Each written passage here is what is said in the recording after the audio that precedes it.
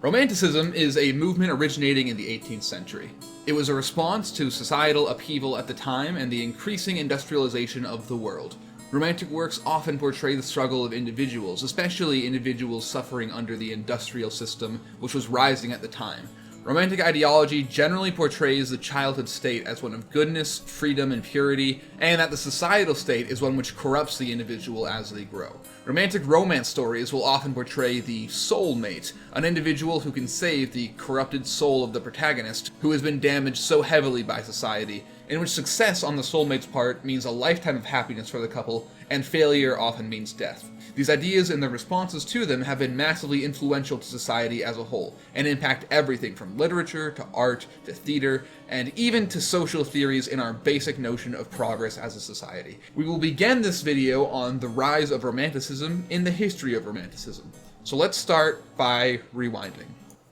The year is 1770, and a young man sits in bed, staring forward in a listless daze because he hasn't been able to make money off his poetry. He's written elegies, he's written hymns, he's tried it all, and while he has been published, and he has made some, it's never quite worked out, and he's never made enough to escape poverty. His family keeps telling him to just stop with the whole poetry phase. It's not serving anybody, and will only make him more miserable over time. He should, if he really wants to take life seriously, get a real job. Something like being a lawyer would be good. Lawyers make good money, after all. But he just can't do it. Money just isn't what he values, and in his misery, he first downs some opium and then a shot of arsenic, and then he dies. That is the story of the death of Thomas Chatterton, a death which became an icon at the slow start of a massive wave, a movement which one day would be called Romanticism. Even though he hadn't been able to lift himself out of poverty, he had been influential enough to get other people invested in his classically romantic ideas. Poets and writers began to call him the marvelous boy and a sleepless soul who perished in his pride. But despite this, Chatterton's not the definitive romantic. Despite what's been said, it's actually debatable if he even meant to commit suicide.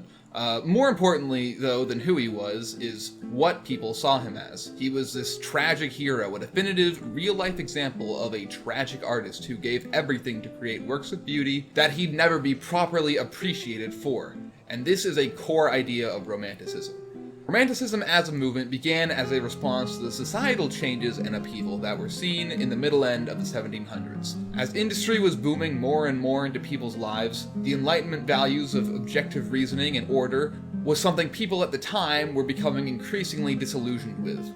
As a movement, Romanticism emphasized nature over industry. They believed that the world was becoming increasingly harsh, and that as people moved to industrial work, they slowly lost their sense and spirit, becoming cogs in the capitalist machine. Chatterton, in this sense, was a wildly popular romantic figure, as it was discovered posthumously that he had been underpaid for his work, and as people believed more and more after his death that it had definitively been an intentional and not an accidental suicide, they began to see him as someone who would rather die by his own hand than due to poverty. But Romanticism wasn't just an anti-establishment movement. It was focused on nature, connections, and the soul, and as the name Romanticism may imply, love and romance. Romanticism believes that people are fundamentally good and sweet, and starting from an early age, we express that goodness and purity to the world around us. This idea was first pushed in one of the earliest books attributed to the Romantic movement, Émile by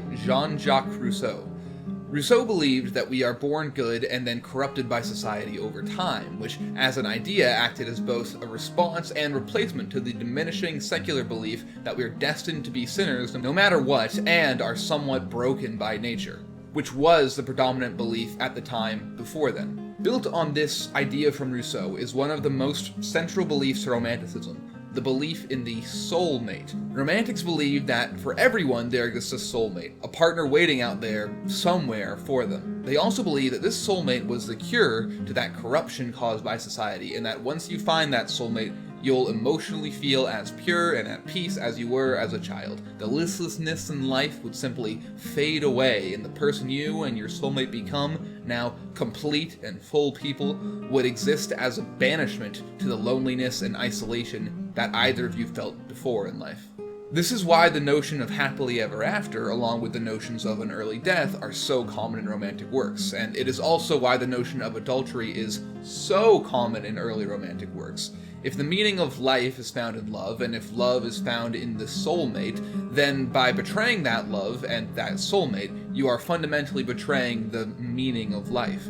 This makes adultery into one of the worst things a person can do in the romantic philosophy, and as a belief, this is one many hold to this day. Before the movement of Romanticism, most marriages were what we now call dynastic marriages, or marriages of convenience. In these sorts of marriages, the relationship was often one arranged between parents, or was done for the exchange of benefits. Sort of a, I need a partner and children, you need some money and security, let's make a deal type of situation. Love, in the modern romantic sense, didn't enter the picture until well after the marriage happened, and that's assuming it would even enter the picture at all. The romantic movement had shifted the core dynamic of family values from just the partnership between a man and woman for objective, mutually beneficial reasons.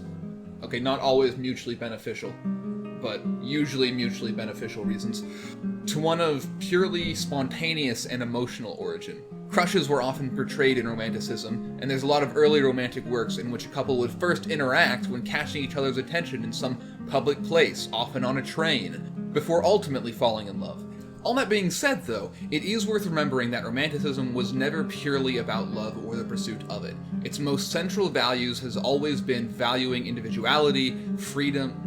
Its most central tenets have always been about valuing individuality, freedom, and the natural world. The soulmate in romantic works is often portrayed as a redeeming existence. They are someone who takes a corrupted person and returns them through this relationship to their natural state as they were as a child. But the central idea of Romanticism is that this natural state, as you are as a child, is one of purity, goodness, individual expression, and freedom, and that these are things which should be the highest value for the individual.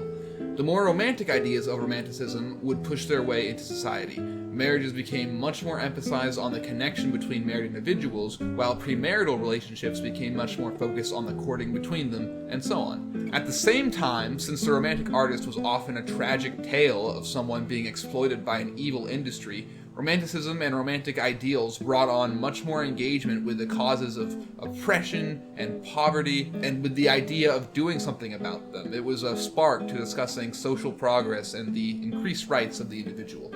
Much of this still affects us today. I personally saw some similarities between how early romantics viewed poverty and its causes with how some critical social theorists view approaching the topic of poverty, especially similarities between the romantic viewpoints and muted group theory.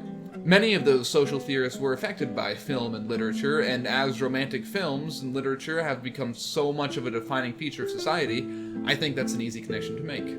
Since I'm nearing the end here, I just want to mention, originally this was going to be a presentation on the rise and fall of different individual romantic ideas and how they've affected society. For example, a lot of the romantic ideas of partnership that I mentioned, especially that of the soulmate, have been criticized in modern times as they can actually be damaging to the sustainability of a relationship if you think they're absolutely perfect. A good early example of that, which I had written about, is this early romantic book called Madam Bovary, which, I mean, it's sort of both romantic and anti-romantic. It brings up romantic ideas in the main character, but at the same time, those ideas are what ultimately doom her, because even though her husband will try to do good by her and try to make her life better, she has this, what the author portrays as kind of a simplistic and naive view of relationships from her romantic background, which cause her to become so miserable that she eventually takes her own life. That's a really common theme in romantic works, that suicidal theme. So I think that's kind of both romantic as a character and anti-romantic as a general story theme. In terms of the romantic movement and ideology. There's also modern shows and books about the failure of romantic ideas when they're pushed to the absolute extreme in modern times, and there's a really interesting TED Talk about romantic ideas and how they influence the world and relationships in good and bad ways. I cut this video down as much as I possibly could from that, since it would have been like 40 minutes in its original state, and that's way too much for the assignment, which specified making it a 10-minute video, but I still wanted to bring it up at the end because, like, these romantic ideas, while interesting and important and still affecting society to this day, are not without flaw. And some of those flaws are really big, and I think there's a School of Life video that put it best, that whatever the right societal path is, this least damaging path is, it's probably going to involve taking on some romantic ideas while rightfully laying others down to rest. Sources below, and there's a lot of them, so I listed the academic sources first, and then I listed the videos and other articles and stuff below those. I did that because the academic sources are part of the requirements for grading. And that's all I got. Alright, one last thing. Yeah, this video is from Kieran Schweitzer. I know that my email says a different name on it, so it'll probably say Kieran Smith on the YouTube name.